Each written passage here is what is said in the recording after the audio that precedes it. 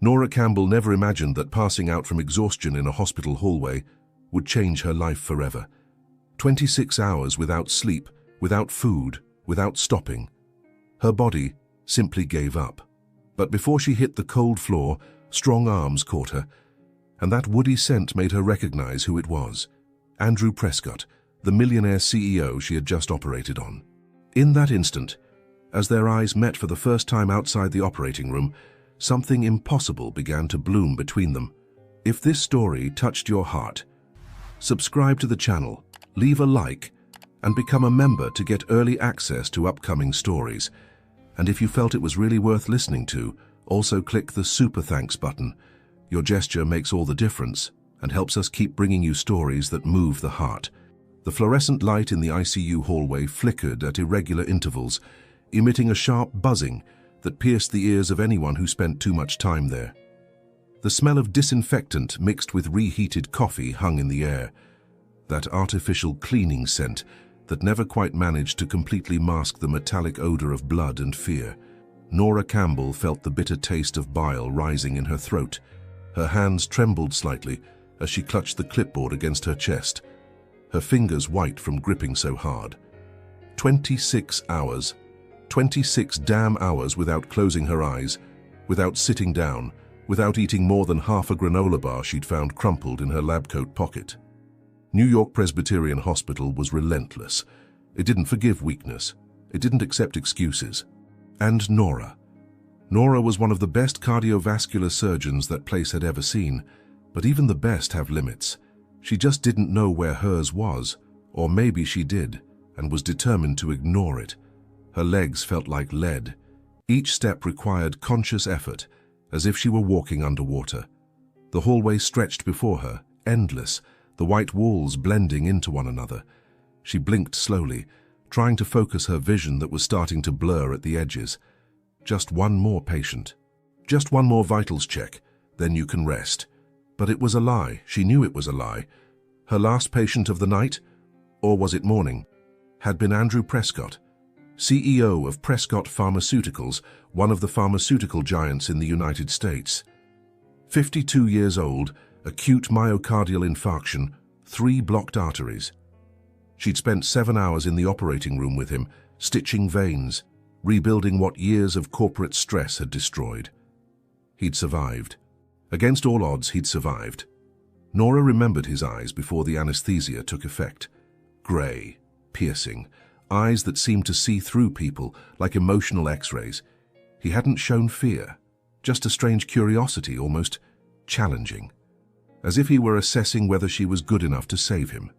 As if he were deciding whether to trust his life to this 34-year-old woman with deep, dark circles and hair pulled back in a messy bun. "You look tired, Doctor," he'd said, his voice hoarse but steady. "I am," she'd responded with brutal honesty. "But I'm going to keep you alive anyway." He smiled, a small smile, almost imperceptible, but it was there. "Then we're both stubborn." Now, as she walked down the hallway toward the doctor's lounge, Nora felt the weight of that conversation. Stubborn. Yes, they were. But stubbornness didn't stop the human body from having its biological limits, and hers was about to be reached. The floor began to sway beneath her feet. No, it wasn't the floor. It was her legs failing. She reached out for the wall, trying to steady herself, but her fingers slipped on the smooth surface. The clipboard fell to the floor with a metallic crash that echoed through the empty hallway. Her knees gave out. The world spun. The fluorescent lights turned into blurred white streaks against the ceiling. And then, before her body hit the cold linoleum floor, strong arms caught her. The scent hit her first. Woody, citrus. Something expensive, masculine, completely out of place in that hallway that smelled of antiseptic. She recognized it instantly. "Andrew, you're passing out, Doctor." His voice was deep, controlled, but there was something in it, a note of concern he was trying to disguise with command. Nora forced her eyes open. Her vision was blurred, but she could make out his face. Square jaw, lightly covered with stubble. Grey eyes fixed on her with an intensity that made her heart, already exhausted, race dangerously. "I'm fine," she murmured, trying to straighten up, but her body wouldn't obey. You should be in bed. Complete rest. I said, and I'm here to tell you that you should be in bed too, he interrupted. There was something in the firmness of his voice that didn't accept arguments.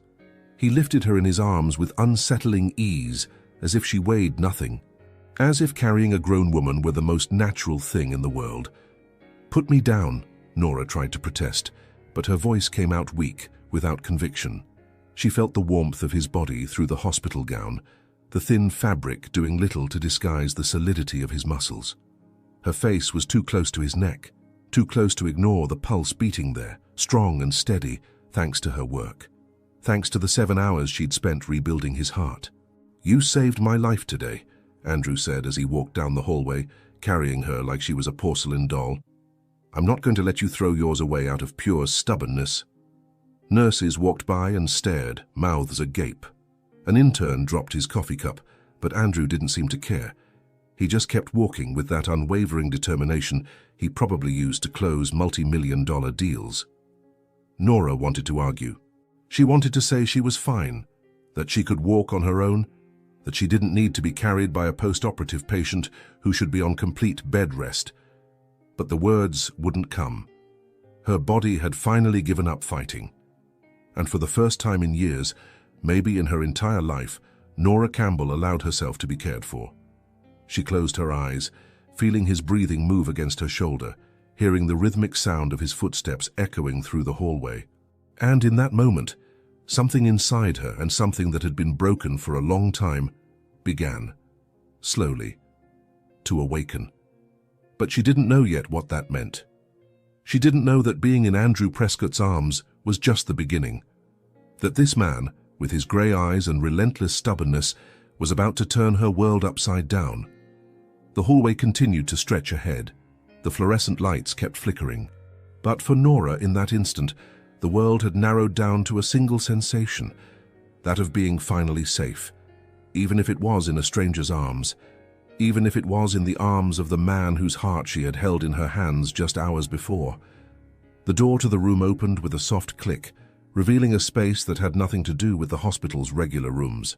The 9th floor was reserved for VIP patients, those whose names appeared in business magazines, whose donations kept entire wings running. Andrew Prescott's room looked more like a 5-star hotel suite than a hospital environment. Light wood flooring, floor-to-ceiling windows with a view of the Manhattan skyline, minimalist designer furniture. Even the smell was different. There was no trace of disinfectant here, just a gentle lavender scent coming from a discreet diffuser in the corner. Nora could barely process her surroundings. Her eyes burned, heavy as stones. Every muscle in her body screamed for rest. She felt Andrew cross the room with firm, measured steps, the movement smooth despite carrying her. He stopped beside a king-size bed with impeccable white sheets, so white they seemed to glow under the soft light from the side lamps. With a gentleness that contrasted completely with the authority he exuded, Andrew laid her on the mattress. The fabric was soft, luxurious, nothing like the rough, worn sheets in the doctor's lounge, where Nora usually took 15-minute naps between surgeries. She sank into that comfort, as if being swallowed by a cloud. "No," Nora murmured, trying to sit up. Her arms trembled with the effort. "I can't. You need to rest. You just came out of heart surgery. I shouldn't." "Be still." Andrew's voice was firm, but there was no harshness in it, just command. The kind of command he probably used in boardrooms when closing million-dollar deals. He placed his hand on her shoulder, a firm touch but surprisingly gentle, and prevented her from getting up. Their eyes met. Nora felt the air catch in her lungs. Those grey eyes were like liquid steel in the soft light of the room, watching her with an intensity that made every nerve ending in her body awaken. There was something in that gaze, a mixture of concern, determination, and something more. Something she couldn't name, but that made her heart beat irregularly. "You take care of everyone, Nora," Andrew said quietly, as if revealing a secret only he knew. He pronounced her name, Nora, in a way no one had ever pronounced it before, as if it were precious, as if it mattered. "Now it's my turn to take care of you." She opened her mouth to protest, but no words came out, just a tired, defeated sigh. Andrew was still bent over her, so close she could see the fine lines around his eyes. marks of years carrying the weight of impossible decisions. So close, she felt the heat radiating from his skin. So close that if she wanted, she could count every dark lash that framed those devastating eyes. He brushed a strand of hair from her face, his fingers lightly grazing her cheek. The touch was warm, electric. Nora felt a shiver run down her spine, her skin tingling where he had touched. "When was the last time someone took care of you?" Andrew asked, his voice even lower, almost a whisper. Nora had no answer. She couldn't remember. Since entering medical school, her life had been an endless succession of shifts, surgeries, emergencies. She took care of everyone, patients, residents, even the nurses when they needed someone to listen. But her? Who took care of her? No one. The realization hit like a punch to the stomach. No one. "Rest," Andrew ordered gently, straightening up. But he didn't leave, didn't move away. He just stood there next to the bed, watching her like a silent guardian. Before Nora could protest again, the door opened and a nurse entered. Marissa, one of the hospital veterans, with whom Nora had worked dozens of times. The woman's eyes widened at the scene. Dr. Campbell lying in the Millionaire patient's bed, pale as paper, while the patient himself stood wearing only his hospital gown, with a protective posture that left no room for misunderstanding. "Mr. Prescott, you should be—" Marissa began. "She needs IV fluids," Andrew interrupted, pointing at Nora with a decisive gesture. "Severe dehydration, possibly hypoglycemia. How many hours has she gone without eating?" Marissa hesitated, her eyes alternating between Andrew and Nora. "I don't know, sir. More than 24, Nora murmured, her eyes closing involuntarily. "Maybe 30. 30 hours. Andrew repeated the words as if they were an accusation. He looked at Marissa with an expression that probably made competing CEOs tremble. "IV fluids now." Marissa nodded quickly and left to get the equipment. The silence that followed was dense, charged with something unspoken. Nora forced her eyes open again, finding Andrew still there, still watching her with that unsettling intensity. "You can't do this," she said, her voice weak. "I'm your doctor. This is inappropriate." "What would be inappropriate is letting you pass out in the hallway and hit your head on the floor," Andrew retorted. He pulled up a chair and sat beside the bed, as if preparing to stay there all night. "You saved my life today, Dr. Campbell. Let me at least return the favor by making sure you don't die of exhaustion." There was a twisted logic to that, which Nora didn't have the energy to contest. Marissa returned with the IV bag and stand. She set up the line in Nora's vein with professional efficiency, but her eyes still cast curious glances between the doctor and the patient. "I'll leave you two," Marissa said, adjusting the drip rate. "But Dr. Campbell, if you need anything—" "She'll be fine," Andrew said before Nora could respond. "I'll take care of her." After Marissa left, closing the door softly, the room plunged into an almost sacred silence. Just the sound of the IV dripping in the tube, rhythmic and steady like a metronome.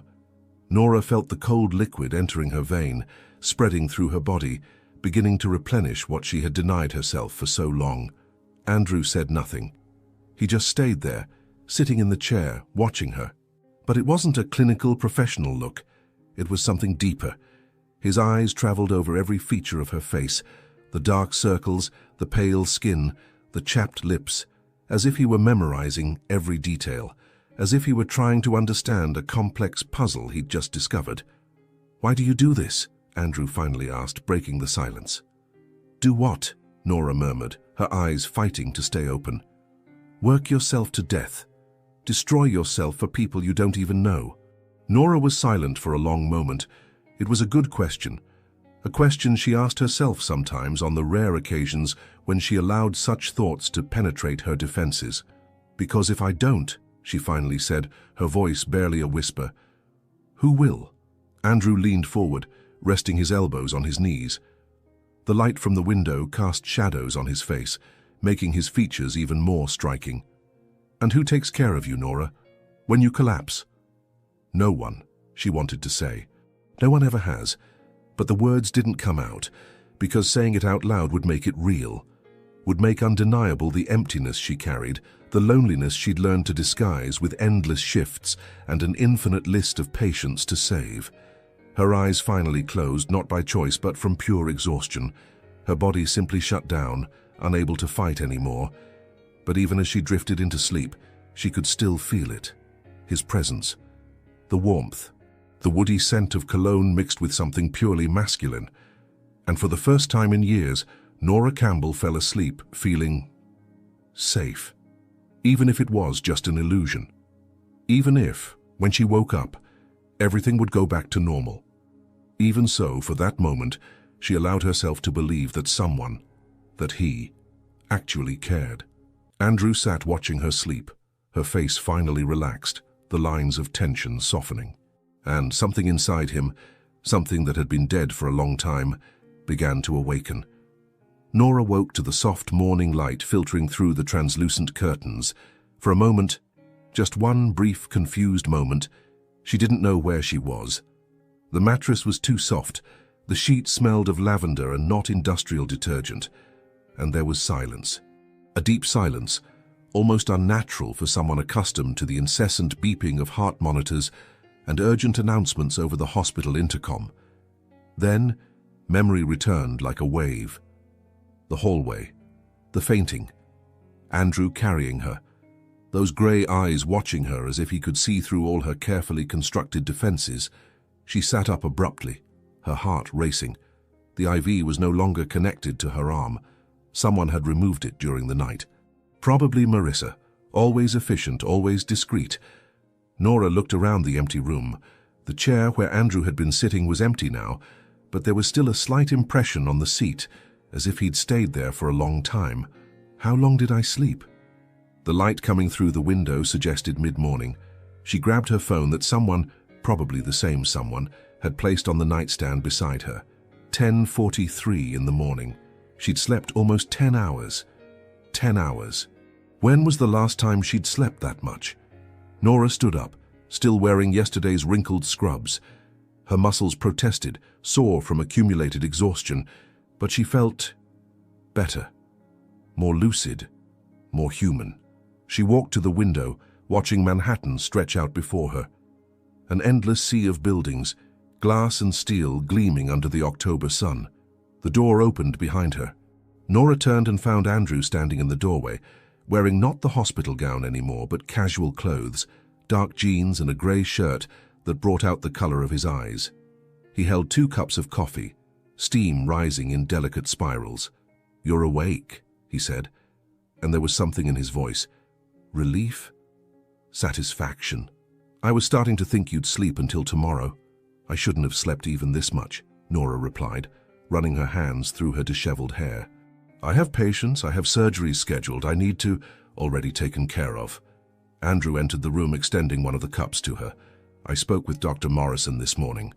Your patients have been redistributed. Your surgeries rescheduled. You're officially off duty for the next 48 hours. Nora's mouth fell open.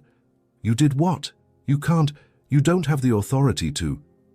"I do when my annual donation keeps half this hospital running." His voice was calm, factual, without arrogance, just stating a fact.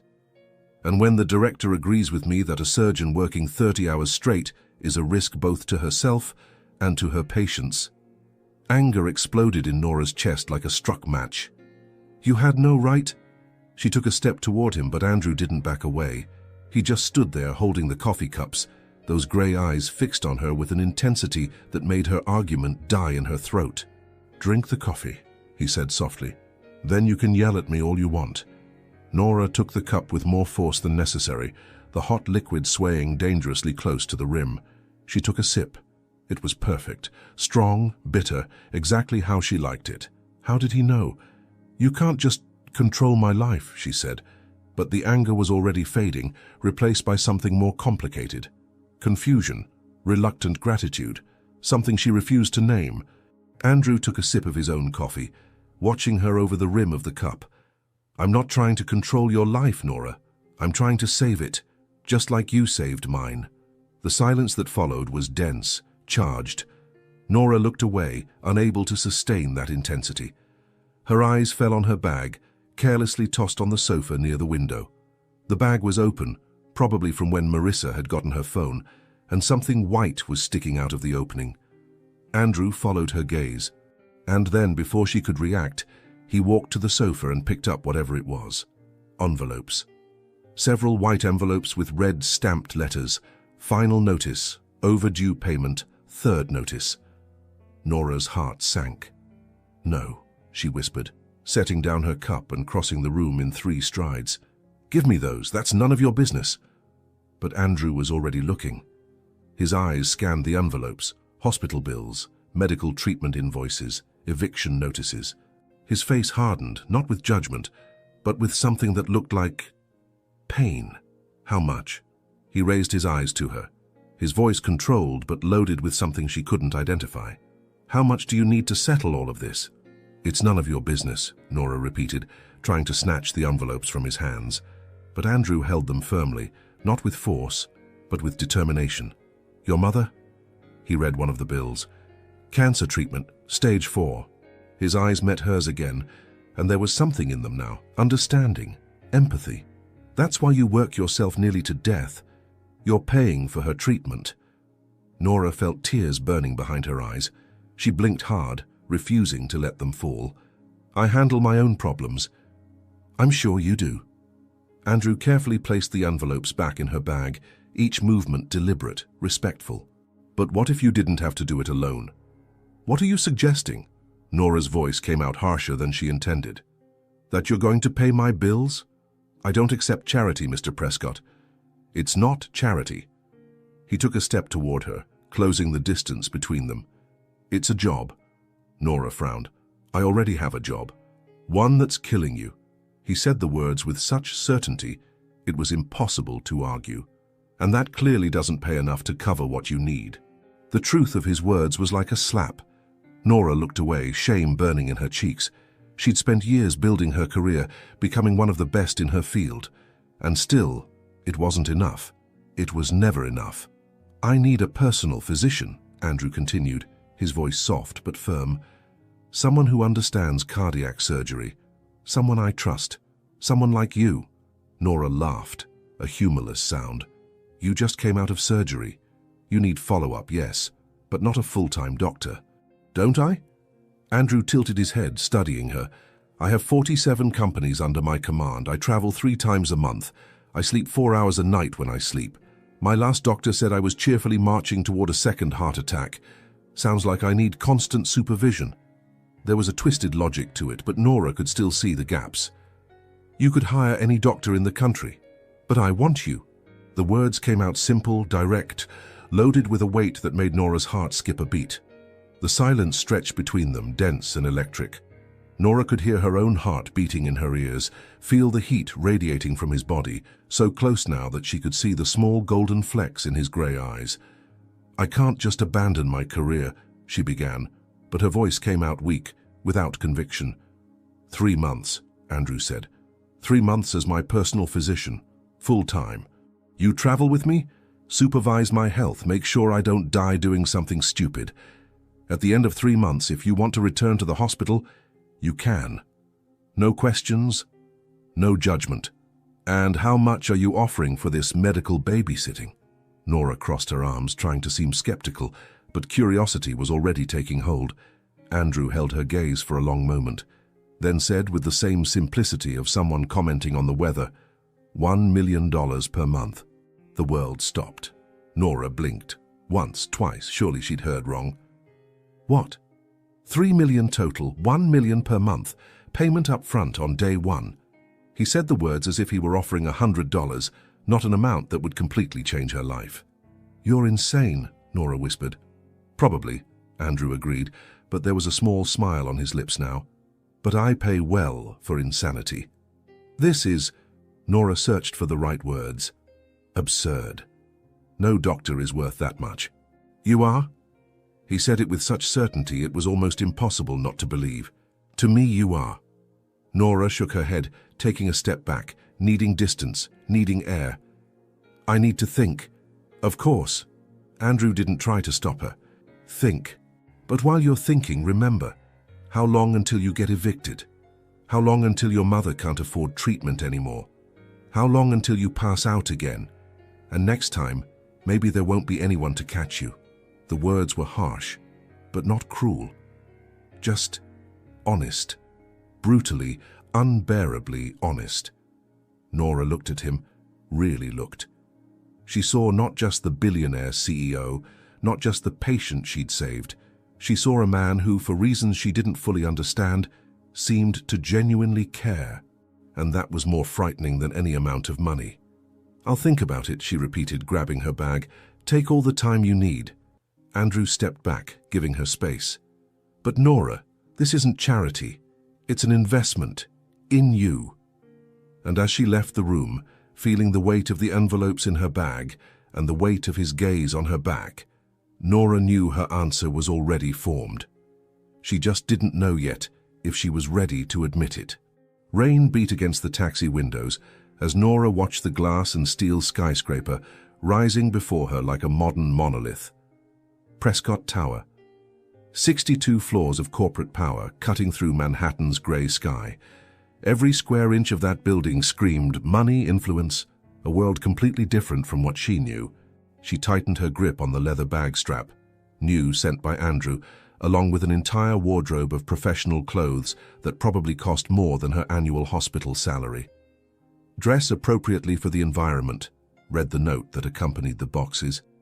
No arrogance in the words, just practicality, as if he knew she wouldn't have clothes for that world. And he was right. She hated that he was right. The taxi stopped in front of the main entrance. Nora paid, got out, and was immediately hit by the icy October wind that cut between buildings like blades. She pulled the coat, black cashmere, absurdly soft, tighter around her body, and ran toward the revolving doors. The lobby was everything she expected and more.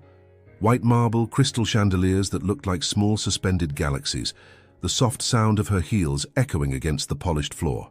Executives in impeccable suits crossed the space with hurried steps, each seeming to have an important destination, a crucial meeting, a $1 million deal to close. Nora felt small, out of place, an imposter dressed in expensive clothes, trying to belong to a world that would never be hers. "Dr. Campbell?" A female voice pulled her from her thoughts. A blonde woman, probably in her late 20s, wearing a perfectly tailored black suit, approached with a professional smile. "I'm Rebecca, Mr. Prescott's assistant. He's waiting for you in his office, 50th floor. Of course he was, the top. Where else would a billionaire CEO have his office? Rebecca guided her to a private elevator because apparently regular elevators were for regular people. The interior was all mirrors and Nora avoided her own reflection. She didn't want to see the uncertainty in her eyes, the barely disguised fear. The elevator rose in silence, so smooth it was almost impossible to feel the movement. Rebecca maintained her polite smile, but Nora could feel the discreet glances, assessing her clothes, her hair pulled back in a professional bun, trying to understand who this woman was who had direct access to the CEO. If only she knew I'm trying to understand that too. The doors opened with a soft ding, revealing a wide hallway with glass walls on one side, offering a panoramic view of Manhattan. On the other side, dark wood doors with discreet plaques. Executive board, conference room, legal department, and at the end of the hallway, two imposing double doors with a simple plaque in silver letters, Andrew Prescott, CEO. Rebecca knocked lightly and opened the doors without waiting for an answer. Dr. Campbell, Mr. Prescott. Nora entered and the doors closed behind her with a soft click that sounded definitive, as if one chapter of her life had ended and another was beginning. The office was intimidating, enormous. Floor-to-ceiling glass walls on two sides, offering a 180-degree view of the city. An imposing desk of dark walnut, so large it could serve as a dining table. Shelves filled with books, not just for decoration, but actually read books, with worn spines and bookmarks between pages. And in the corner, a seating area with black leather sofas and a coffee table where rested a bottle of whiskey and two crystal glasses. But Nora barely registered any of it, because Andrew was standing near the window, his back to her, talking on the phone. And God, the sight of him did something strange to her stomach. He wore dark grey suit pants and a white shirt, but it wasn't the typical corporate formality. The sleeves were rolled up to his elbows, revealing strong, defined forearms. The tie was loose around his neck, the first button of the shirt open. His hair, normally combed back, was slightly disheveled, as if he'd run his hands through it several times. He looked human. Powerful, yes, but human. And for some reason, that was more attractive than any perfectly tailored suit could be. "I don't care what the legal department said," Andrew was saying into the phone, his voice firm but controlled. "If we can't do this ethically, we don't do it. Period. Find another solution." He hung up and turned around. His eyes met hers instantly, and Nora felt the impact like a physical punch. Those grey eyes that had haunted her for the past 3 days, that appeared in her dreams, that made her question decisions she'd already made. A small smile, almost imperceptible, touched his lips. "You came." "I said I would," Nora replied, trying to sound professional, controlled, but her voice came out a little huskier than she intended. Andrew walked toward her, not hurried but deliberate, each step measured, confident. He stopped right in front of her, close enough that she could feel the heat emanating from his body, close enough that that woody scent enveloped her senses like fog. "Let me take that," he said softly, reaching for her coat. Nora stood paralyzed as his fingers brushed her shoulders, sliding the coat down her arms with an almost reverent slowness. She wore a navy blue dress, simple, professional, but it followed the lines of her body in a way that suddenly seemed much less professional under that intense gaze. Andrew hung the coat on the nearby coat rack, then turned to her again. But he didn't step back. He stayed there, so close that Nora had to tilt her head slightly back to meet his eyes. "From now on," he said, his voice low, almost intimate, "you take care of me. But I'm also going to take care of you." The words echoed in the space between them, loaded with meaning. Nora felt the touch of his fingers, light, almost accidental, slip from the coat sleeve to her bare arm, leaving a trail of heat on her skin. She should step away, should establish professional boundaries, should remember that this was a job, a contract, nothing more. But her body didn't move. And when his eyes traveled over her face, lingering on her lips for a moment that lasted an eternity, she forgot why she should step away. "I prepared an office for you," Andrew finally said, taking a step back, breaking the spell. "Adjacent to mine.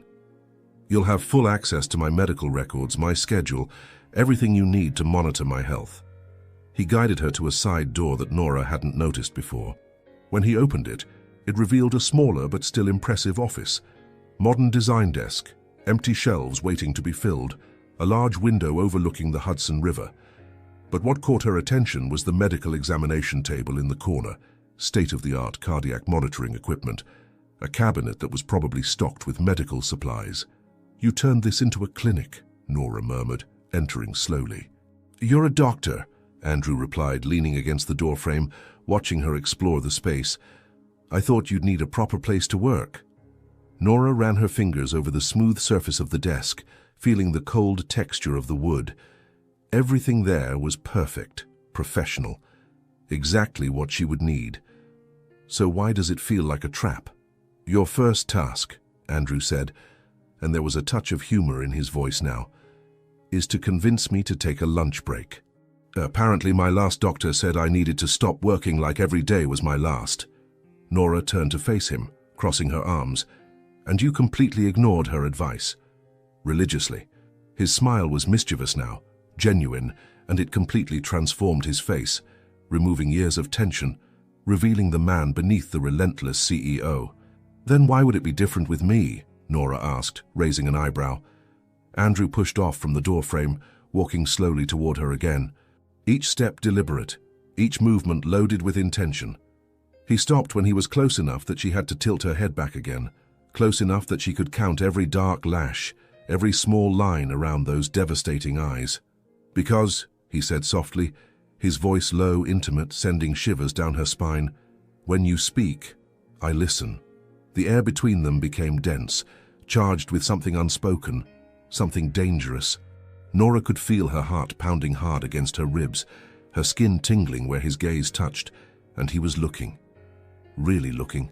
Not just at her, but through her, as if he could see every thought, every fear, every secret desire she hid. "Mr. Prescott," she began, trying to regain some sense of professionalism. "Andrew," he corrected gently. "When we're alone." "It's Andrew. Andrew," she repeated, and the name sounded different on her tongue. Intimate, dangerous. "We need to establish professional boundaries."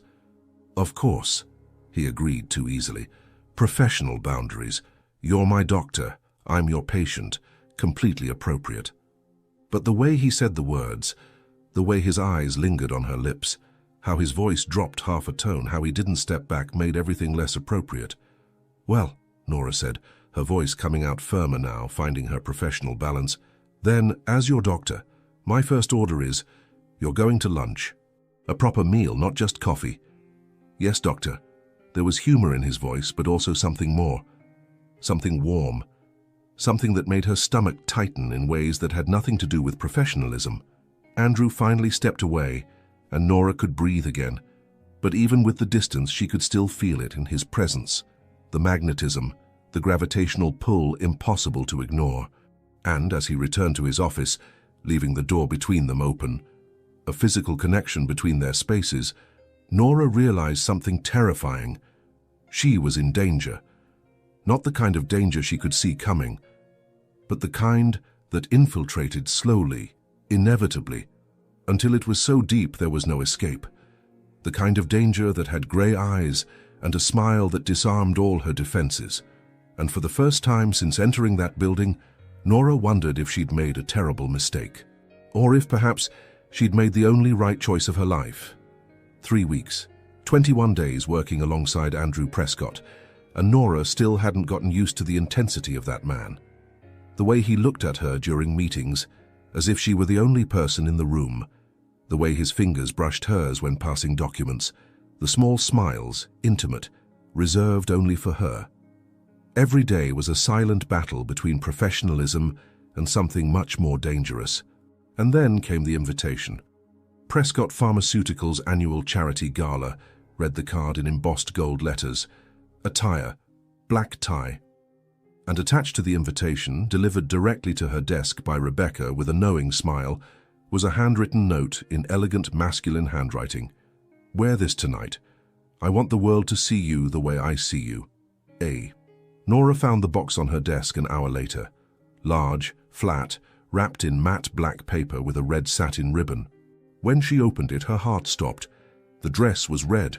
Not just red. It was the color of desire, of danger, of passion. Liquid silk that flowed through her fingers like crimson water. One shoulder, cut at the waist, side slit that went up to the thigh. It was scandalously elegant, provocative without being vulgar. A work of art that cost more than 3 months of her old salary. She should return it, should say it was inappropriate, should establish boundaries. But at 6 in the evening, when she looked at herself in the mirror of her office's private bathroom, Nora barely recognized the woman staring back.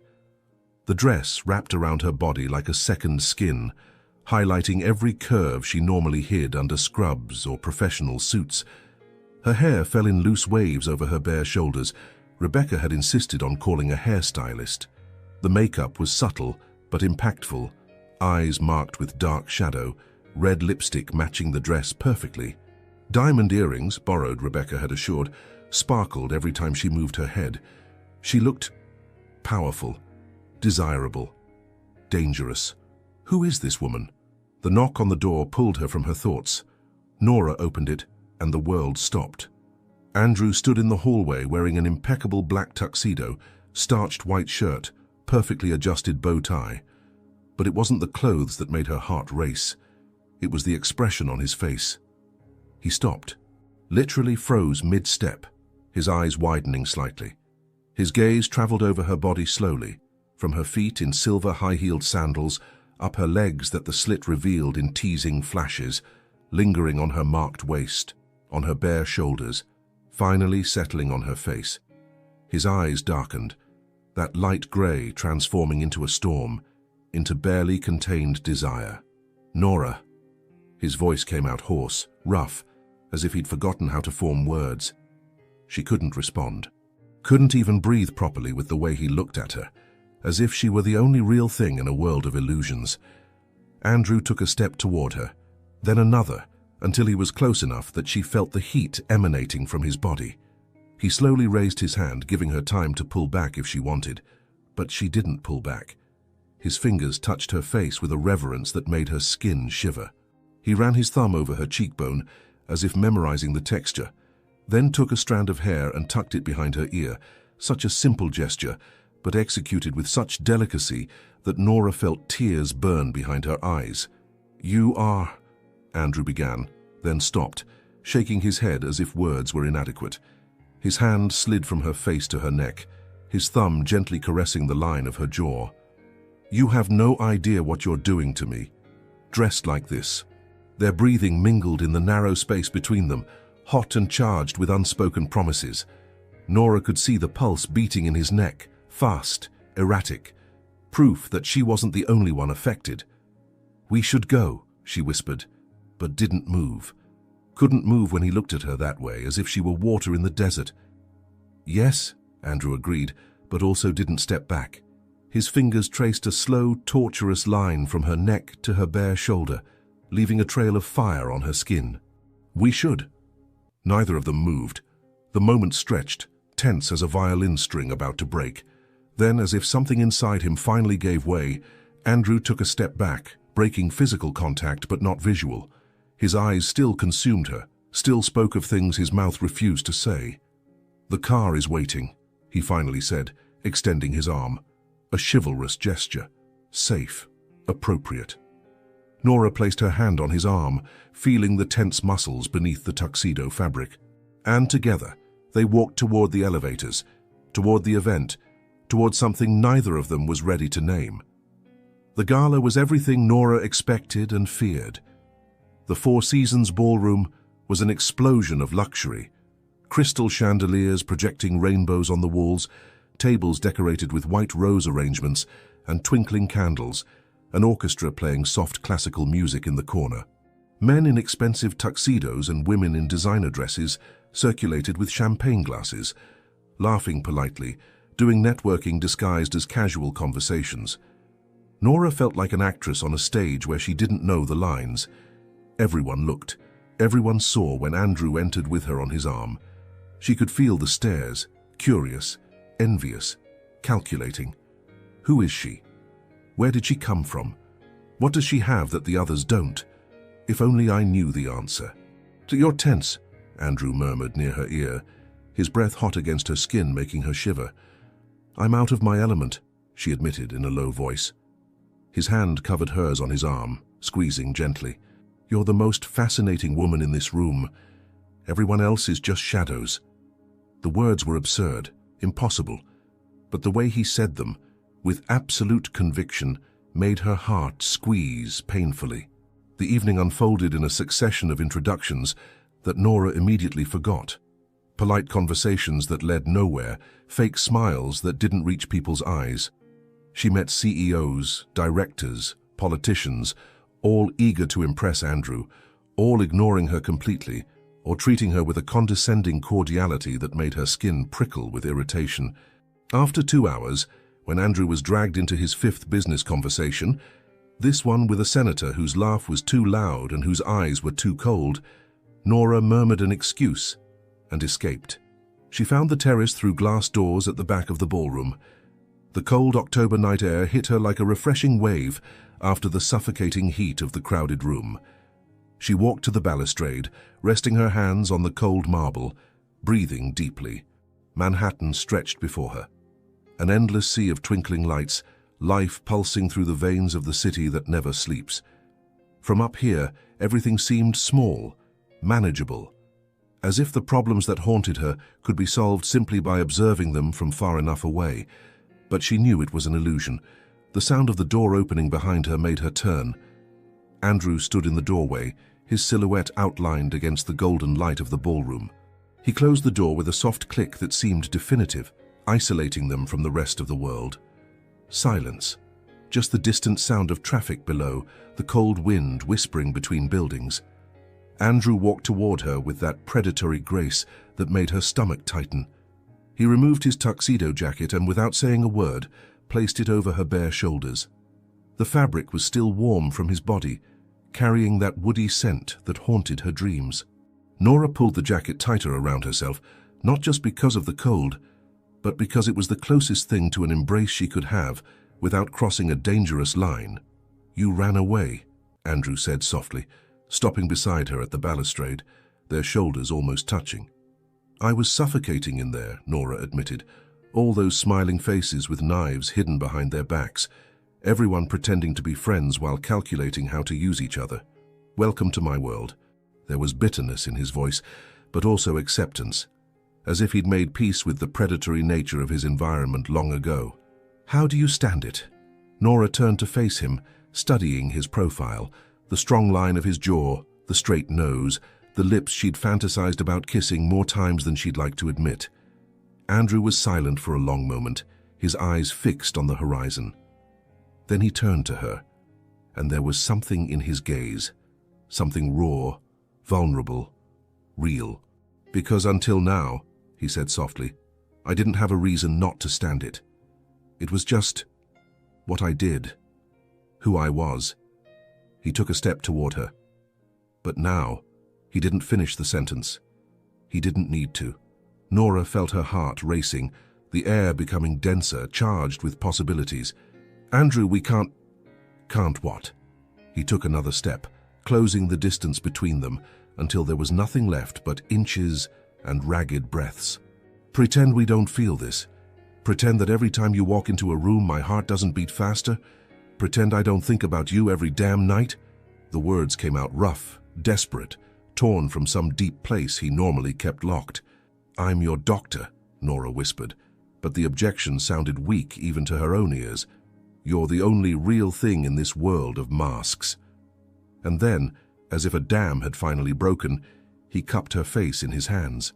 The touch was firm but incredibly gentle, his thumbs caressing her cheeks as if she were made of glass.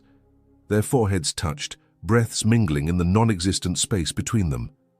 His eyes met hers, stormy, hungry, asking permission, even while already beyond the point of return. "Tell me to stop," he whispered, his voice hoarse, loaded with barely contained desire. "Tell me and I'll stop." But Nora couldn't form the words. Because the truth, the terrifying, impossible truth, was that she didn't want him to stop. And then he kissed her. It wasn't gentle, it wasn't hesitant. It was hunger and desire, and 3 weeks of accumulated tension exploding into flames. His lips captured hers with an intensity that took all the air from her lungs, claiming, demanding, giving at the same time. Nora's hands grabbed the front of his shirt, pulling him closer, needing him closer. His arms wrapped around her, one hand sliding down her bare back, pressing their bodies together until there was no space between them, until she could feel every hard line of his body against hers. The kiss deepened, intensified.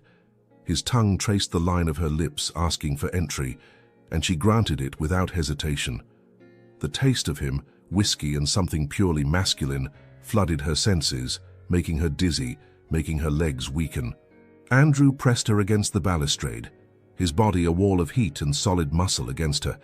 She could feel his heart pounding hard against her chest, as fast as hers, proof that she wasn't alone in this madness. Her red lipstick stained his lips, marking him, claiming him in some primitive way. And when he pulled back just enough to look at the red trail on his mouth, he smiled, a slow, sensual, satisfied smile, as if it were art. "You've been driving me crazy since the moment I caught you in that hallway," he confessed against her lips, his voice rough, broken, "and I don't want to pretend anymore."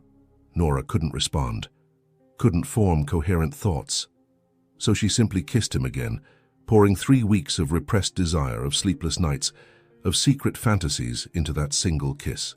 There under the Manhattan night sky, with the red dress billowing around her legs in the cold wind, and Andrew's arms firm around her, protecting her from the entire world, something ignited between them, something dangerous, something irreversible, something that would change everything. And Nora knew with absolute certainty that there was no going back. She had crossed the line, and she didn't regret it one bit. The morning light came through the curtains of Nora's apartment, too soft, too gentle for the chaos that was about to explode in her life. She sat at the kitchen table, a cup of coffee cooling between her hands, her lips still swollen from last night's kisses. Her whole body still vibrated with the memory. Andrew's hands on her skin, the taste of him in her mouth, the way he'd whispered her name like a prayer. "How changed everything," he'd said when they finally pulled apart, foreheads touching, breaths still uneven. "There's no going back." And she had agreed. God, how she had agreed. But now, under the unforgiving light of reality, fear was beginning to seep in. She had crossed every professional line. She had gotten involved with her patient, her employer, a man whose world was so different from hers it might as well be another planet. What have I done? The phone vibrated on the table, pulling her from her thoughts. A notification, unknown number, message with attachment. Nora opened it without thinking, and her world crumbled. The photo was too clear, cruel in its details. Her and Andrew on the terrace, bodies pressed together. Him holding her face, the kiss captured at the exact moment it deepened. Intimate, undeniable, impossible to explain as anything other than what it was. But it wasn't just the photo. It was the message that accompanied it. How much does a doctor cost these days? Is 3 million the price of your dignity? If you don't stay away from him, everyone will know the truth. Everyone will know you're just another woman he bought. And everyone will know who really paid for your mother's treatment. Nora's blood froze. Her hands trembled so much she almost dropped the phone. How did they know? How did someone know about the money, about the treatment, about... A second message arrived, another photo. This one from the hospital, Nora entering the oncology wing visiting her mother, and attached to it, digital copies of medical bills, all marked paid in full. And on the payer line, Prescott Pharmaceuticals Foundation. No, no, no. She had never authorized this, never asked. The agreement was just her salary. She would use her own money to pay her mother's bills. That's how it would work. Clean, honest, hers. But Andrew had gone beyond. Had paid everything, without asking, without telling. A third message. You have 24 hours to resign. Or the photo goes to all the major New York newspapers. And believe me, they'll love the story of the doctor who sold herself to the billionaire CEO. Nora felt bile rise in her throat. Shame, anger, fear, everything mixing into a toxic storm that threatened to suffocate her. She needed to go to him, needed to understand, needed to end this. Prescott Tower seemed even more intimidating today, every inch of glass and steel reflecting her own pale face back at her. Nora crossed the lobby in quick steps, ignoring the polite greetings from the staff, ignoring the curious looks that always followed her. She didn't wait for Rebecca to announce her arrival, just opened Andrew's double office doors with enough force to make them bang against the walls.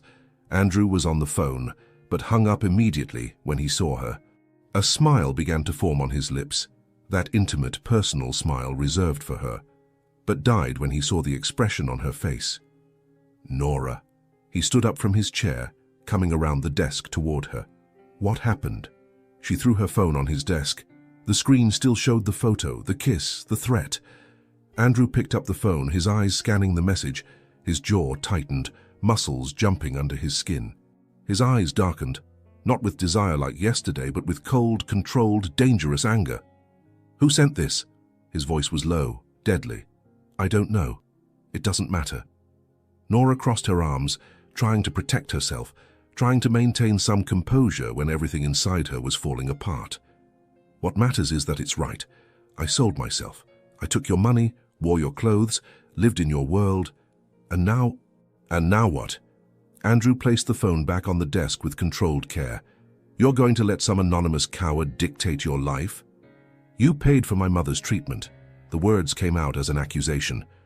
Without asking me, without telling me, you just bought her debt. Something passed over his face. Guilt, regret. I was going to tell you. When? Nora laughed, a harsh sound without humor. When you found it convenient? When I was already so tangled up in your life I couldn't get out. It wasn't like that. Andrew took a step toward her, but Nora backed away. The hurt in his eyes at seeing the movement was like a punch, but she couldn't.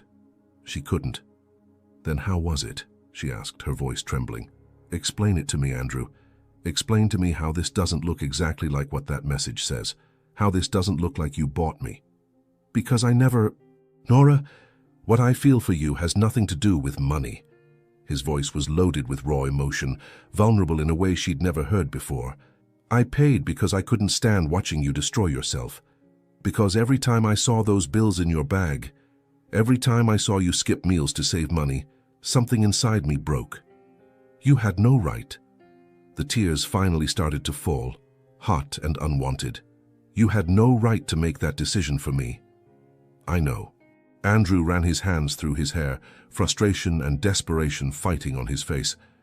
"I know I didn't, but I did it anyway because I needed to do something, because watching you suffer was unbearable." The silence that followed was dense, suffocating. Nora could hear her own broken heart beating in her ears, could feel every defense she'd built rising again, protective walls she'd lowered last night being rebuilt brick by brick. "I'm going to resign," she said finally, her voice empty, distant. "I'm going to return every penny you paid me, and I'm going to find a way to pay for my mother's treatment myself." "Nora!" "No." Andrew tried to reach her again, but she moved away, maintaining physical distance because she knew that if he touched her, all her resolutions would crumble. "I have to." She wiped the tears with the back of her hand, forcing herself to stand upright, to seem stronger than she felt. "I need to be able to look at myself in the mirror. I need to know I didn't sell myself, that I didn't destroy everything I worked for because of a kiss on a terrace." "It was more than a kiss." Andrew's voice was rough, loaded. "And you know it. It doesn't matter what it was." Nora shook her head, taking steps toward the door. "Because whatever we had, it's over. It has to be over." "Do you really believe that?" Andrew blocked her path, not physically, but with the pure force of his presence. "Do you really believe you can just turn off what you feel?" Nora met his eyes, those damn grey eyes that saw her in ways no one else did, that made her want to be brave when she only wanted to run. "I have to believe it," she whispered, "because the alternative is admitting you were right, that I changed, that you changed something in me I don't know how to fix." She managed to get past him, managed to reach the door. Her fingers were on the handle when his voice stopped her. "I know who sent the messages." Nora froze, turned slowly. Andrew had her phone in his hand, eyes fixed on the screen, jaw so tight she could see the muscle pulsing. When he looked up, there was recognition there, and anger. A cold, calculated anger, the kind that probably destroyed entire companies when directed. "Victoria." He said the name like a curse. "My executive assistant. She has access to my files, to the foundation's donations, to my movements." He threw the phone back on the desk with controlled force. "She's always been obsessed. I ignored the signs because it was convenient to have someone so dedicated. But this... Andrew," Nora began, but didn't know what to say. "She won't touch you again."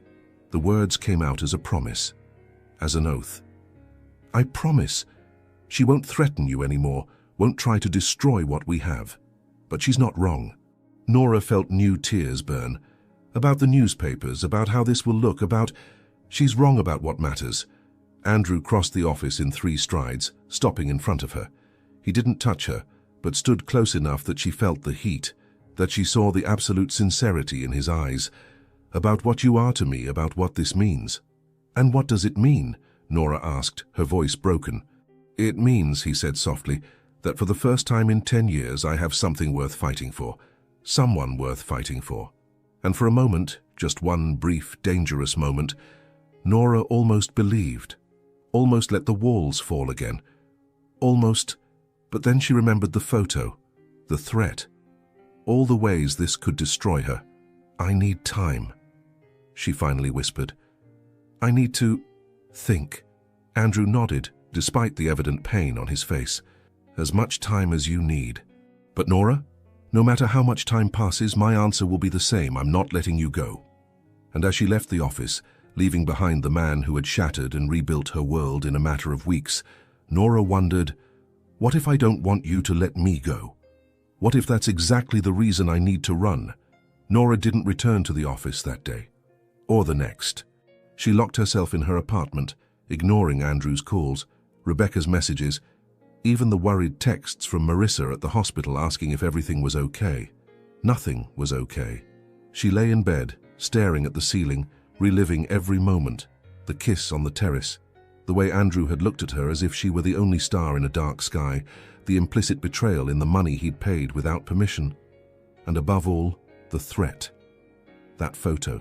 Those poisonous words that made everything seem dirty, transactional, wrong. On the third day, when the sun was already setting and she was considering for the 10th time whether she should just pack her things and disappear to another city, her phone rang. Not Andrew this time, a number she didn't recognize. She almost didn't answer. But something, instinct, curiosity, fate, made her hand grab the device. Dr. Campbell? A female voice. Professional. Cold. This is Sarah Chen from the New York Tribune. I'm calling to confirm some details about your relationship with Andrew Prescott before we publish the story tomorrow morning. Nora's blood froze. What story? About the romance between you two. We have photos, financial documents, everything. We wanted to give you a chance to comment before publication. It would be a shame if the story came out without your side, don't you think? The line went dead when Nora hung up with trembling hands. Victoria wasn't bluffing. She had actually gone to the newspapers, and tomorrow the whole world would know, the whole world would judge, the whole world would see Nora as she feared being seen, a doctor who had sold herself to her billionaire patient. She needed to warn Andrew, she needed to... But what? What could she do now? The doorbell rang, shrill in the silence of the apartment. Nora dragged herself to the door, looked through the peephole, and her heart almost stopped. Andrew. Soaked to the bone. It had started to rain outside and she hadn't even noticed, and he stood there in the hallway, his suit completely drenched, his hair dripping water on the floor, an expression on his face she'd never seen before. Absolute determination and fear. She opened the door. "You can't be here," were the first words that came out of her mouth. "I know." Andrew didn't try to enter, just stood there, dripping on the hallway carpet, holding a large envelope. "But I needed you to see this before tomorrow." Tomorrow. Nora repeated the word bitterly. "You already know then? About the newspaper?" "Yes." He extended the envelope. "And I've already taken care of it." Nora took the envelope with trembling fingers. Inside were several documents. The first was a resignation letter from Victoria, but it wasn't a simple resignation. It was accompanied by a detailed report of irregularities, unauthorized access to confidential files, leaking of proprietary information, extortion. The second document was even more shocking. An official statement from Prescott Pharmaceuticals to be sent to all major press outlets, detailing Victoria's actions, the threats she'd made, and attaching evidence, including screenshots of her conversations with reporters trying to sell the story. But the third document made Nora's heart stop completely. It was a public statement from Andrew, about her, about them. "I confirm that Dr. Nora Campbell has been my personal physician for the past few months. I also confirm that during this time, we developed feelings for each other. This is not a transactional relationship. It is not based on power or money, and it is nobody's business but ours. Any attempts to portray Dr. Campbell as anything less than the brilliant and compassionate professional she is will be met with the full force of the law. She owes me nothing, but I owe her everything." The tears started falling before Nora could stop them. You can't publish this. You'll expose yourself. You'll protect you." Andrew finally took a step into the apartment, closing the door behind him. Water dripped from his clothes, forming puddles on the wooden floor, but he didn't seem to notice. "Which is the only thing that matters. But the company, your reputation, means nothing without you." He said the words with such simplicity, such certainty, it was impossible not to believe. "I've already lost too many people in my life, Nora. I'm not losing you, not without a fight." "Andrew," her voice failed. She didn't know what to say. How to tell this man, this impossible, stubborn, protective man, that he had just done the most insane and most romantic thing anyone had ever done for her. Victoria was fired this afternoon, Andrew continued, taking a step toward her. In front of the entire executive board, I showed the evidence of what she did, not just with you, but years of manipulation, of trying to control my personal life, of sabotaging any woman who came near me. Another step. She won't threaten you anymore. She won't have power over us anymore. Everyone was there, Nora asked, still processing. The whole board? Everyone. A small smile touched his lips. And when I finished exposing what she did, showing how she tried to destroy you, you know what happened? Nora shook her head, unable to form words. They applauded. Andrew was close now, so close she could see the raindrops caught in his lashes, could feel the cold emanating from his soaked clothes, because they all already knew. They'd already seen how I look at you. They'd already noticed that for the first time in years I smile. You're shaking, Nora whispered, finally noticing how he trembled slightly. You're freezing. How long were you in the rain? I don't know, he admitted. I was waiting outside the building for 2 hours, trying to gather the courage to come up, trying to find the right words to convince you to give me another chance. 2 hours? Nora's voice came out high. In the storm? Andrew, you just had heart surgery a month ago. You can't... I can and I did. He cut her off gently. Because you're worth any storm, worth any risk. Nora felt something inside her, that last protective wall she kept up, begin to crack. You're going to catch pneumonia. Then take care of me. He raised his hand, touching her face with cold but incredibly gentle fingers. You're my doctor, remember. You're impossible. But she was already pulling him inside, already removing the soaked jacket from his shoulders, already moving toward the bedroom in search of towels, dry clothes, anything. Andrew followed her, leaving a trail of water through the apartment. What's impossible is keeping me away from you. She returned with towels and a large t-shirt, probably from medical school, old and faded but dry. Take off those wet clothes, now. He obeyed, starting to unbutton his shirt with fingers that trembled slightly. From the cold or something else, Nora wasn't sure. She should turn around, should give him privacy, but her eyes refused to look away. The shirt fell to the floor with a wet sound. The soft light of the apartment cast shadows on his torso, defined muscles, a still pink scar running down the center of his chest where she herself had operated, where she'd held his heart in her hands and made it beat again. I saved this man, she thought, and now he's saving me. Nora. His voice was low, hoarse. You're staring. I'm your doctor, she replied, but the excuse sounded weak. I'm checking the scar. Liar. But there was humor in his voice, and warmth, and something deeper. He took a step toward her, then another, until he was close enough that she had to tilt her head back to meet his eyes. Close enough that she could see every raindrop running down his face, every wet lash, every breath that made his chest rise and fall. I love you. The words came out simple, direct, without flourishes. I know it's too soon. I know it's complicated. I know I'm breaking all the rules by saying this, but I don't care, because it's true. And you deserve to know the truth. The world stopped. The air left Nora's lungs all at once. Andrew, you don't have to say it back. He held her face in his hands, still cold from the rain but warming against her skin. You don't have to say anything, just don't ask me to leave. Don't ask me to pretend I don't feel this. And Nora realized, with absolute clarity, that she was tired of running, tired of protecting herself, tired of being afraid.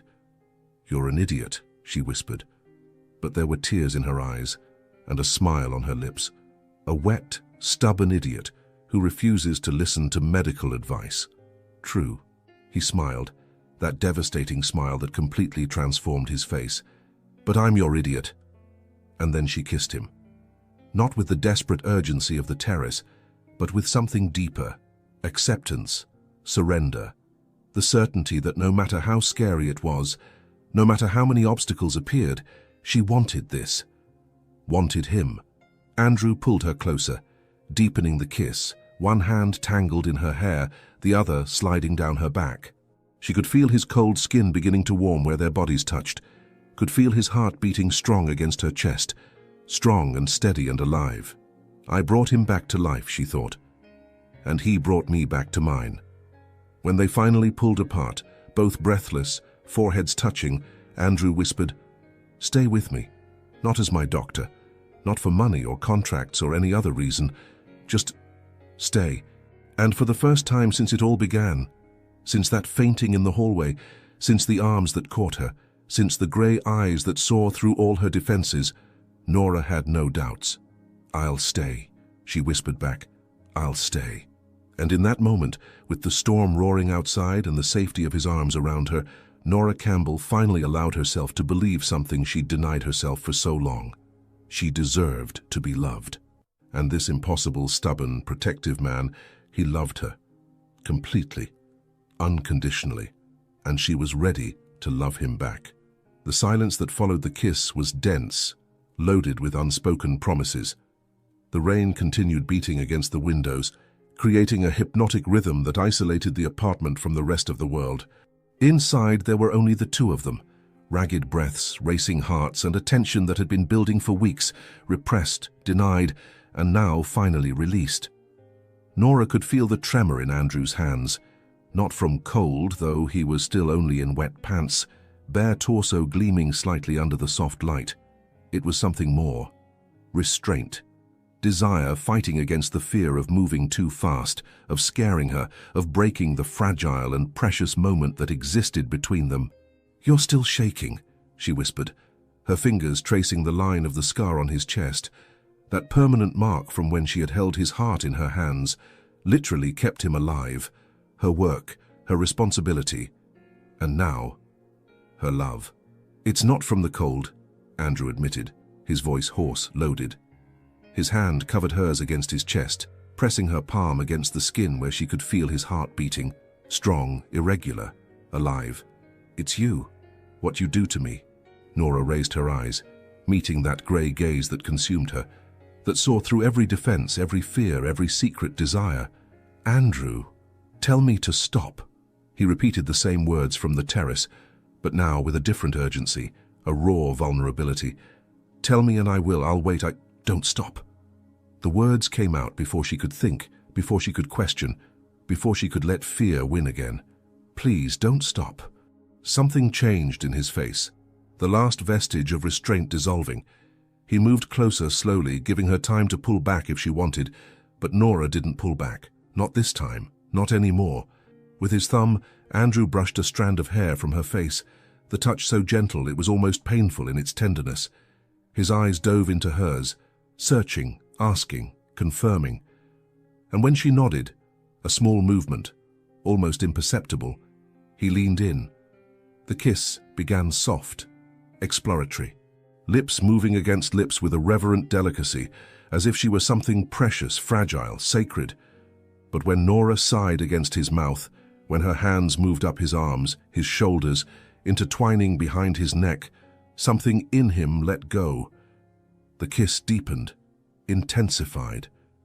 His tongue traced the line of her lips, asking for entry, and she granted it without hesitation. The taste of him flooded her senses, rain and something purely masculine, something that was uniquely Andrew. His hands slid down her arms, her shoulders, leaving a trail of fire on her skin. When they reached her waist, he pulled her closer, eliminating any space between them. Nora could feel every hard line of his body against hers, every tense muscle, every ragged breath. "God, Nora," he murmured against her lips, his voice rough with desire. "You have no idea how long I've waited for this." "For you." She couldn't respond with words, just kissed him again, pouring out weeks of repressed desire, of sleepless nights fantasizing about this moment, of fighting what she felt and finally, allowing herself to feel. Andrew guided her backward, slowly, carefully, until her back touched the wall. He pressed his body against hers, one of his thighs sliding between her legs in a way that made her gasp. His hands explored, a slow trace down the side of her body, a thumb brushing the curve of her breast through the thin fabric of her blouse, making her arch against him. "You're so beautiful," he whispered, pulling back just enough to look at her.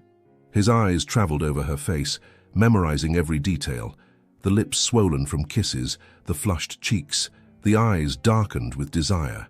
So perfect. Nora felt his fingers on the first button of her blouse. He stopped, eyes meeting hers again, silently asking permission. She nodded and he began to unbutton, one button at a time, with torturous slowness that made each inch of exposed skin burn under his gaze. The blouse fell to the floor, soon followed by her jeans. Nora stood there in her underwear, nothing elaborate, just simple black, but the way Andrew looked at her made her feel like the most desirable woman in the world. "You're incredible," he said, reverent, his fingers tracing the line of her collarbone, descending through the valley between her breasts, making her shiver. "Absolutely incredible."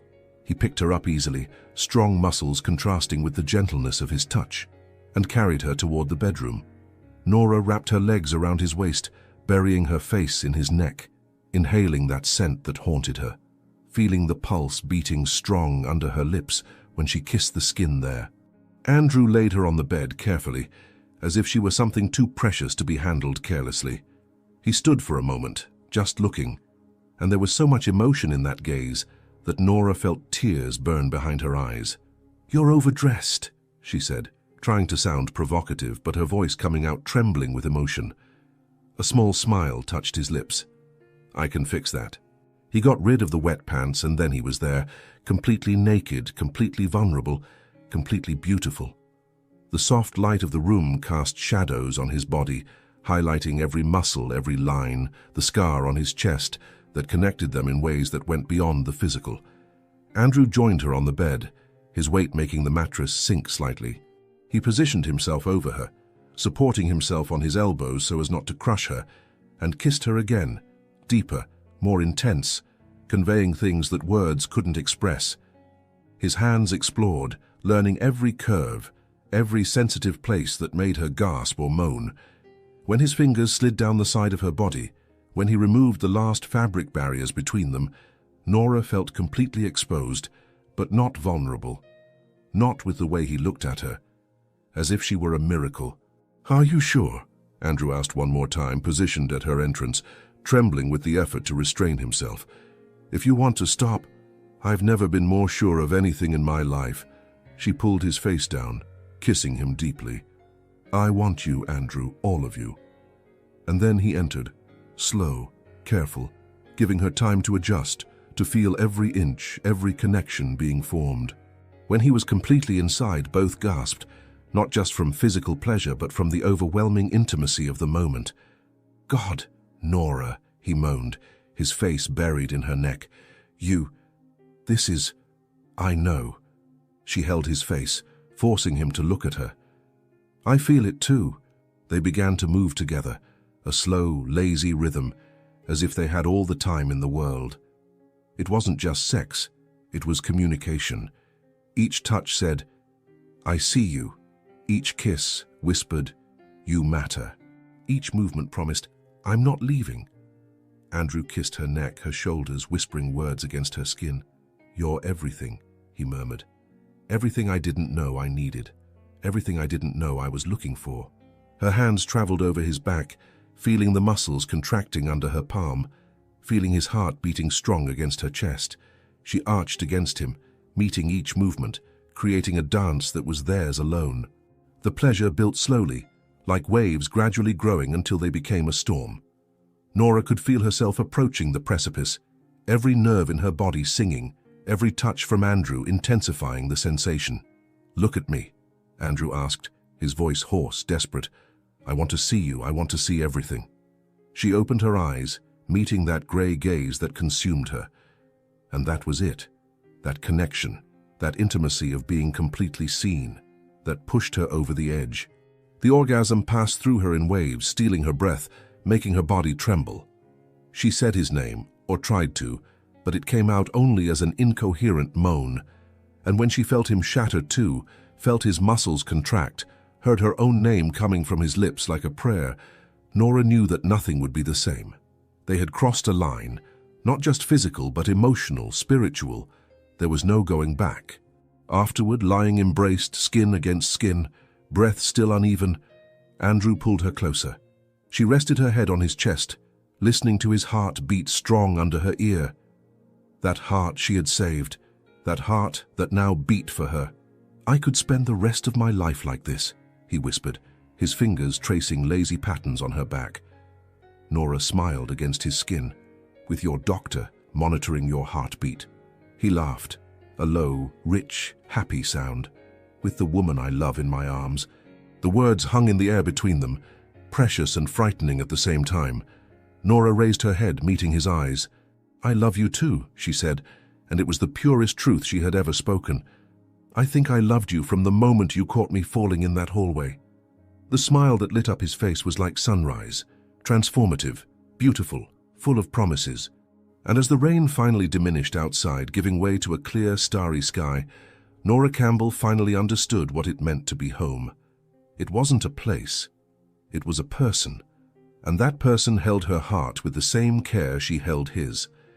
The morning light filtered through the curtains, soft and golden, painting the room in amber tones.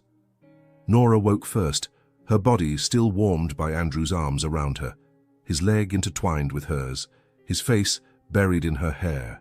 She stayed still for a moment, just feeling the comforting weight of him beside her, the regular breathing against her neck, the absolute security of being exactly where she should be.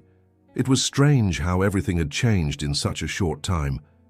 Weeks ago, she was just an exhausted surgeon, surviving on coffee and willpower, carrying the weight of the world alone.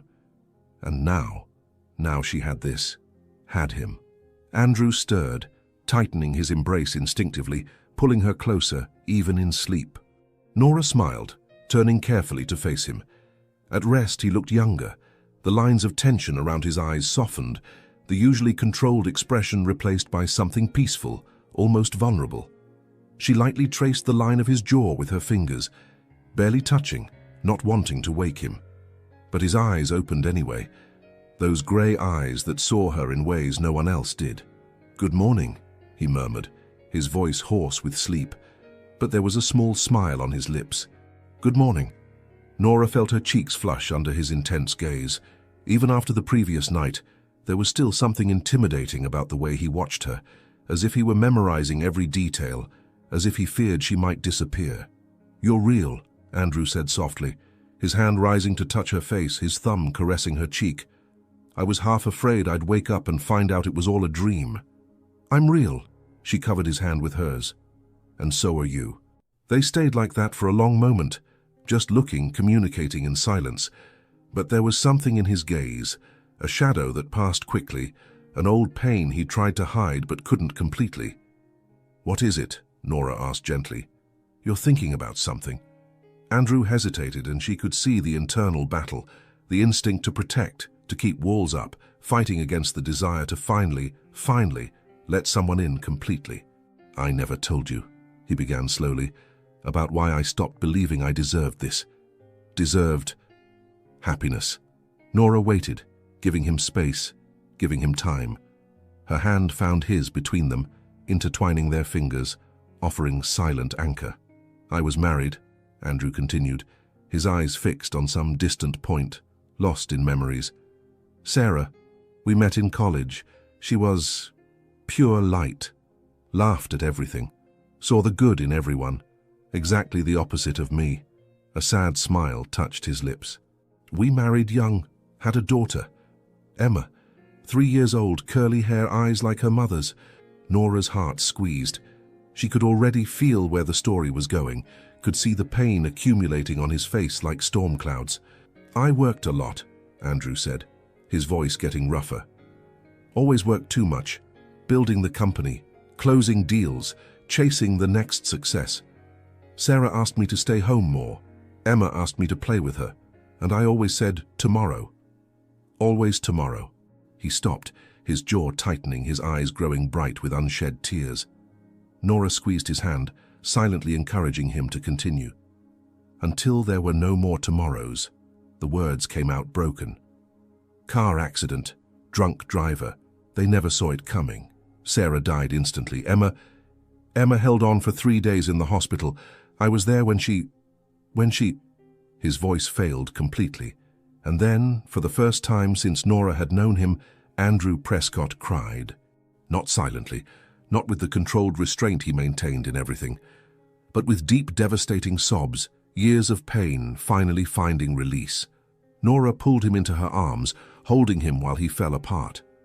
Her own tears flowed silently, feeling his pain as if it were her own, wishing she could absorb it, take it from him, do anything to ease the weight he carried. "I should have been there," Andrew sobbed against her shoulder. "Should have gone with them. Should have made time. Should have chosen them instead of a damn business meeting. I don't even remember what it was about." "Andrew, no." Nora held his face in her hands, forcing him to look at her through the tears. "You can't blame yourself. It wasn't your fault. It was a terrible accident, but it wasn't your fault. But I failed them." His voice was broken, raw. "Failed to be present. Failed to give them what they deserved. And after they were gone, I swore I'd never let it happen again. That I'd never let anyone get close enough that I could fail them too." "So you locked yourself away," Nora finally understood. "Built walls, worked non-stop so you wouldn't have to feel." "Exactly." Andrew wiped the tears with the back of his hand, looking almost embarrassed to have shed them. "For 10 years it worked. I didn't feel anything, didn't want anything, just existed." "And then?" Nora asked softly, though she already knew the answer. "And then you." He met her eyes, and there was something in them now. Not just pain, but also hope. Fragile, scared hope, but real. "And suddenly I was feeling again, wanting again, afraid again, because the idea of losing you, Nora, is unbearable." "You're not going to lose me." She said the words firmly, with certainty. "I'm not going anywhere." "How can you be sure?" The vulnerability in his voice broke her heart. "How can you promise that when the world is so unpredictable?" "I can't," Nora admitted honestly. "I can't promise nothing bad will happen. I can't promise we'll have forever, but I can promise this. While I'm here, while I'm breathing, I choose you. Every day, I choose you." Fresh tears rolled down his face, but this time there was a smile mixed with them. "Every day?" "Every day." She kissed his forehead, his eyes, his tear-wet cheeks. "On good days and bad, on easy days and impossible ones. I choose you." Andrew pulled her closer, burying his face in her neck, breathing deeply as if anchoring himself in her, finding strength in her presence. "I don't know how to do this," he admitted against her skin. "How to let someone in, how not to be afraid of losing again. You don't have to be strong all the time, Andrew." Nora ran her fingers through his hair, the gesture comforting, maternal. "Not with me. You can be human. You can be imperfect. You can be afraid. And I'll still be here." They stayed like that for a long time, intertwined, vulnerable, completely present to each other. There was no rush, no need for words, just the silent acceptance that they had both been broken by their pasts, and now were choosing to rebuild together. Finally, Andrew lifted his head, looking at her with red but clear eyes. There was a lightness in him now that wasn't there before, as if sharing that old pain had released something he'd been keeping locked for too long. "Thank you," he said simply. "For what?" "For letting me in. For not running when you saw all the mess I am." He touched her face reverently. "For making me believe that maybe I deserve this, deserve you." "You do deserve it," Nora said firmly. "You deserve to be happy, Andrew, deserve to have love, deserve to have a second chance." "And you?" he asked. "Do you believe you deserve this too?" The question caught her off guard. She had spent so much time taking care of everyone else, carrying the weight of the world alone, believing that asking for help was weakness, that she'd never stopped to consider if she deserved more. "I'm learning," she admitted. "You're teaching me." Andrew smiled. Not the controlled smile he showed the world, but something genuine, transformative. "Then let's learn together. Let's make mistakes together. Let's figure out how to make this work, one day at a time." "One day at a time," Nora repeated, liking the sound of that. No pressure, no impossible expectations, just presence. "Stay with me," Andrew asked again, echoing the words from the night before. But this time there was something different in them. Not desperation, but invitation. Not as an employee, not because of contracts or obligations. Just stay. Build a life with me. Be my partner. My equal, yours, Nora finished for him. I'm yours, and you're mine. And that's enough. He kissed her then, not with the burning passion of the previous night, but with something deeper. Gratitude, promise, the kind of kiss that seals silent agreements and creates shared futures. When they pulled apart, both were smiling through tears. So, Andrew said, a note of humor entering his voice for the first time, does this mean you're not going to charge me $1 million a month anymore to put up with my impossible habits? Nora laughed, a light, free, happy sound. Oh, I'm still going to charge you, but now it's because you're insufferable and stubborn and refuse to eat properly, not because it's my job. Fair enough. He pulled her back into his arms, settling comfortably in bed, as if he had no intention of moving anytime soon. Although technically, making sure I eat properly is part of taking care of me. Technically, Nora agreed, snuggling against his chest, listening to that strong, steady heartbeat, living proof that sometimes second chances were possible. Outside, the city was waking up, the distant sound of horns, the murmur of lives being lived, the world continuing its unstoppable course. But inside, in the small sanctuary of that room bathed in the golden morning light, time seemed to have stopped. And for the first time in their lives, both Andrew and Nora understood a fundamental truth. They didn't need to be perfect, didn't need to have all the answers, didn't need to carry their burdens alone. They just needed to choose, every day, in every moment, choose to be present, choose to be vulnerable, choose to love, even when it scared them. And in that moment, wrapped in each other, with ghosts of the past finally released and hopes for the future beginning to bloom, they did exactly that. They chose. And that choice made all the difference.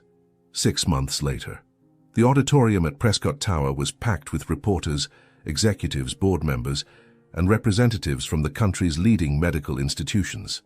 Camera flashes exploded at regular intervals, capturing every moment of what would be one of the most important announcements in the company's history. Nora stood backstage, adjusting for the 10th time the impeccable white blazer she wore. Her hands trembled slightly, not from fear but from adrenaline, from anticipation, from a nervous excitement that made her heart race. "You look beautiful." Andrew's voice came from behind her, warm and familiar. She felt his hands land on her shoulders, firm and comforting. "And you're going to be incredible out there." Nora turned to face him. He wore a dark grey suit that brought out his eyes, tie perfectly adjusted, hair combed back. But it was the smile, that genuine, transformative smile reserved only for her, that made her stomach tighten in ways that had nothing to do with nervousness. "What if I forget what to say?" she asked, knowing she sounded ridiculous. She'd given medical presentations to hundreds of people before. But this was different. This was personal. "Impossible." Andrew held her face in his hands, forcing her to meet his eyes. "You're the most brilliant woman I've ever met, and all you need to do is be yourself. Talk about what you love. The rest will flow naturally." "When did you get so wise?"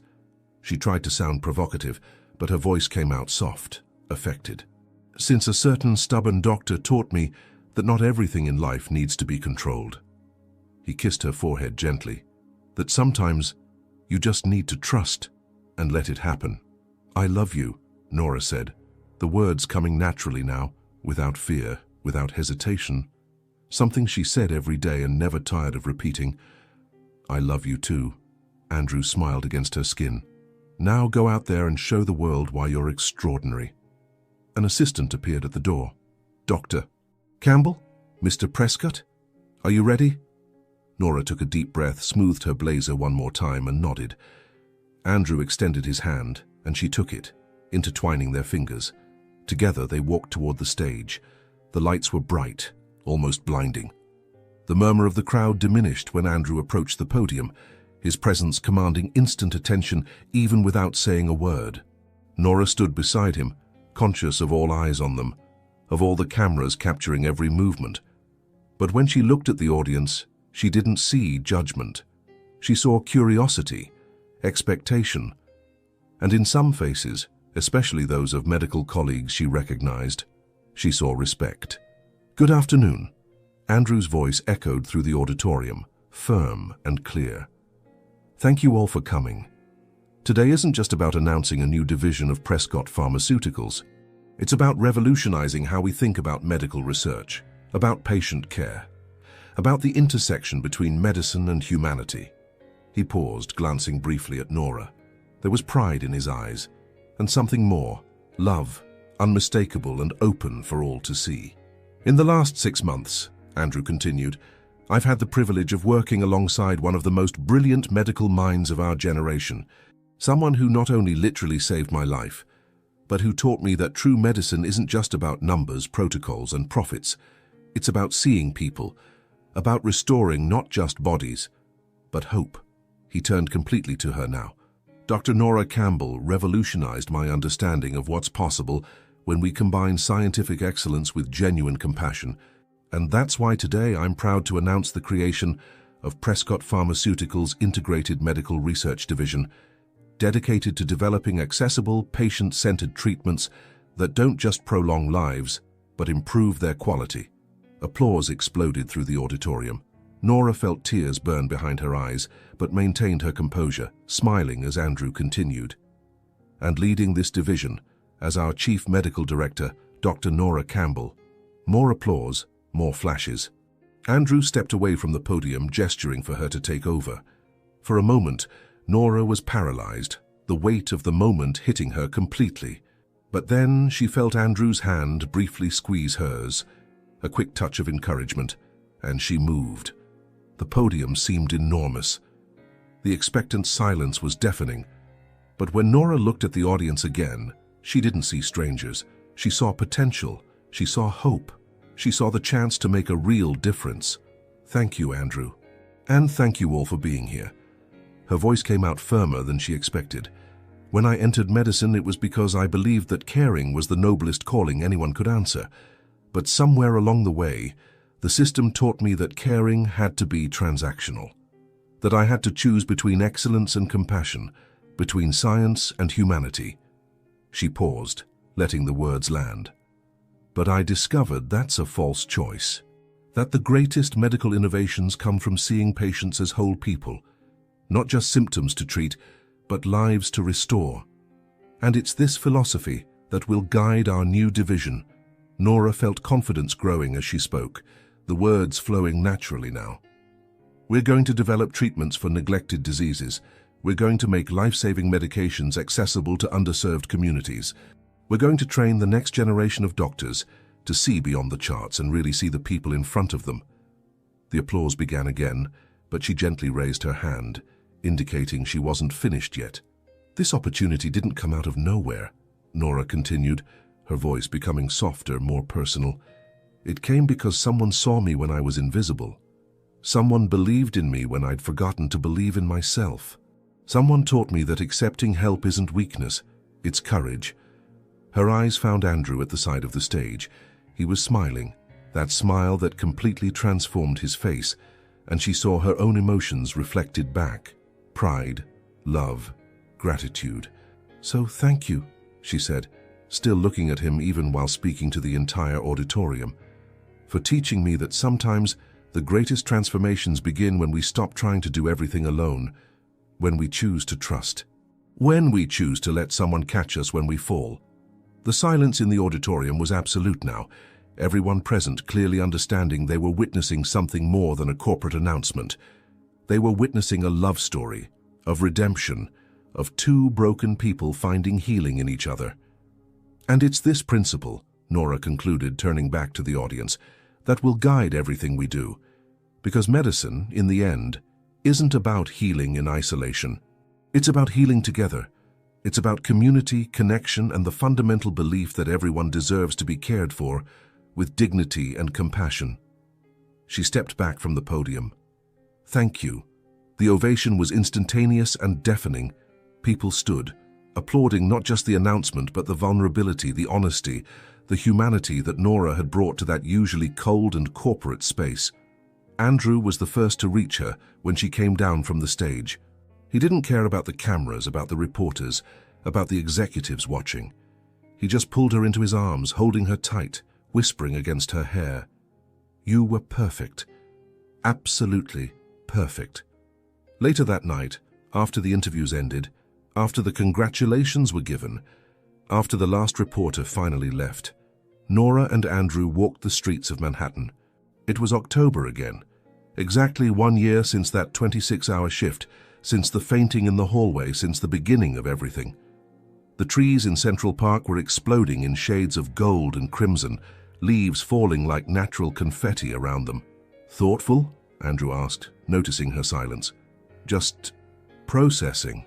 Nora squeezed his hand, intertwined with hers as they walked. A year ago, I was so lost, so tired, so convinced I had to carry everything alone. And now, there was a smile in his voice, and now I have you.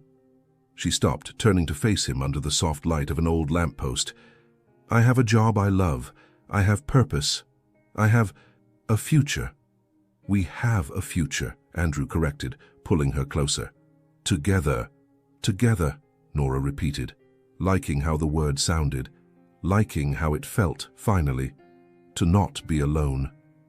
Andrew looked at her for a long moment, those grey eyes she loved so much reflecting the light from the park lamps. Then slowly he knelt down. Nora's heart stopped.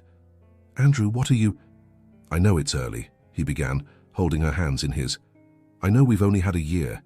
I know we're still figuring this out. But Nora, you changed everything. You brought me back to life in ways that go beyond what you did in that operating room. Tears were already streaming down her face, her heart beating so hard she was sure he could hear it. You taught me that living isn't just surviving, Andrew continued, his voice loaded with emotion.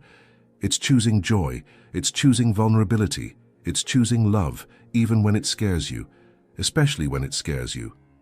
He reached into his pocket, pulling out a small velvet box.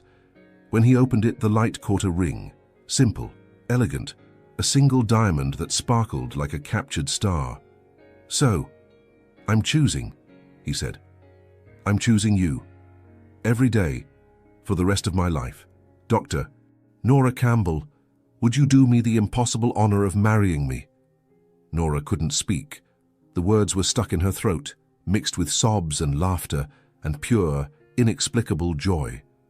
So she simply nodded, vigorously, desperately, while tears flowed freely.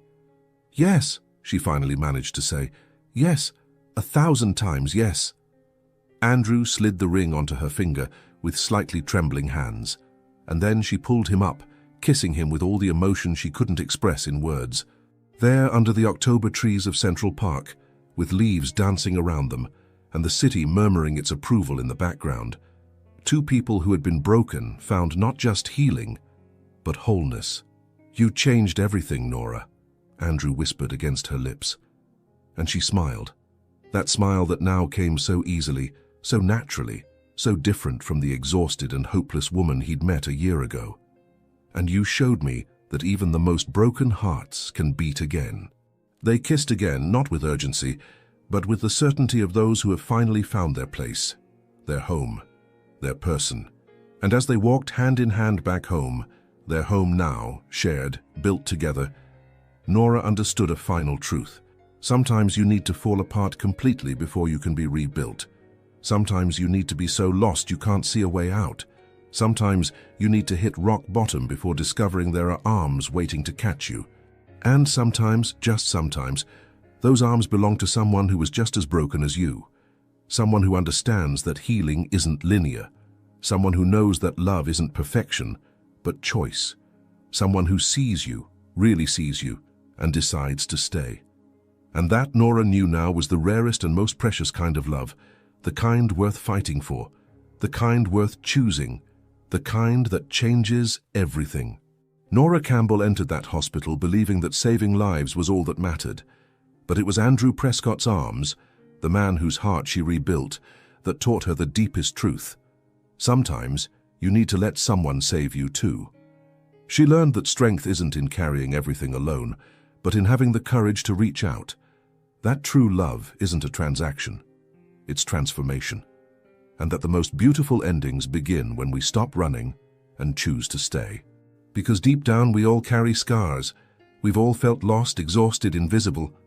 But maybe, just maybe, we're all waiting for someone who sees us, really sees us, and decides we're worth it. And you? When was the last time you allowed yourself to be seen? If this story touched your heart, subscribe to the channel so you don't miss the next journeys we'll share together. Leave your like. It shows us that stories like this matter, that real emotions still have a place in this world. And in the comments, tell us, where are you listening to this story from? Your presence here makes all the difference and inspires us to keep bringing narratives that truly move the heart. Thank you for being here. Thank you for feeling with us.